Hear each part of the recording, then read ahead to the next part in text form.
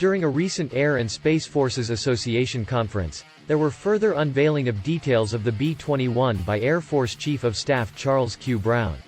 Two fresh images of the B-21 Raider stealth bomber left attendees and military enthusiasts buzzing. Despite its introduction last December, the bomber remains shrouded in mystery. Previously, only a head-on shot of this beastly aircraft was available to the public. The new shots were taken at the famous Northrop Grumman's facility in sunny Palmdale, California. The quartering view of the Raider is what's getting everyone talking. It's revealing a goldmine about the bomber's intricate design. This comes right after news broke about the pre-production Raider being powered up for the very first time. While its inaugural flight is still under wraps, there's serious buzz about it happening before this year concludes. The recent images show the Raider's transformation from a design on paper to a sky beast ready to flex its muscles.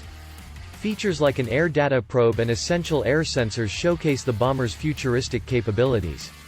The Raider's deviation from the B-2 design has many speculating about its new features and capabilities.